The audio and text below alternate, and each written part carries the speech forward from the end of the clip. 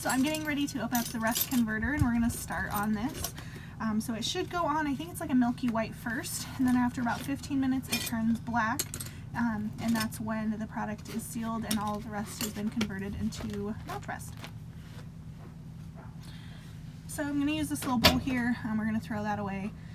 We don't want to put the used rust converter back in the bottle, and we don't want to dip directly into the bottle because it can actually convert the whole product. So.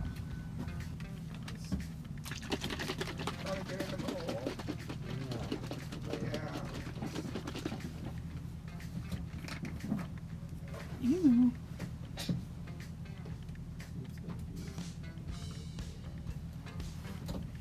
So I don't know how much of this we're going to be using, so I just poured in a little bit, and yeah, if you can see, it's kind of like a dull milky color. And then we're just going to paint this on thinly, a little at a time. For my purposes, it doesn't really matter if I stain my paint because this is all going to be repainted at some point, and for now it's going to be either behind this panel or behind the cabinet.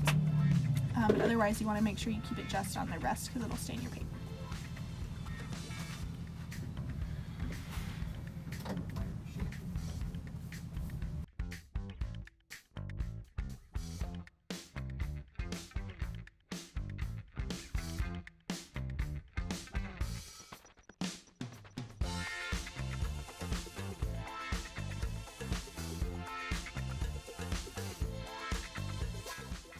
So if you're planning on using Bondo with your rust repair, the Bondo is actually going to go over this. So this whole panel here, I'm going to Bondo and then feather it out and blend it out. So that's another reason why I'm not too worried about it staining my paint.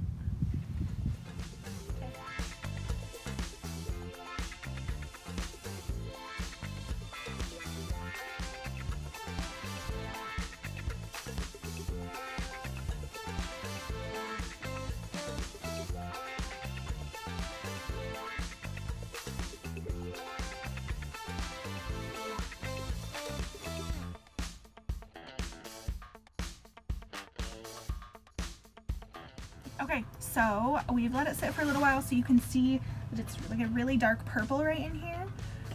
That must mean that it's activated, so that's really cool. I did do kind of a second coat afterward. They said that you might want to do that for even color. So right now we're done, and we're going to do that next part before we Bondo everything.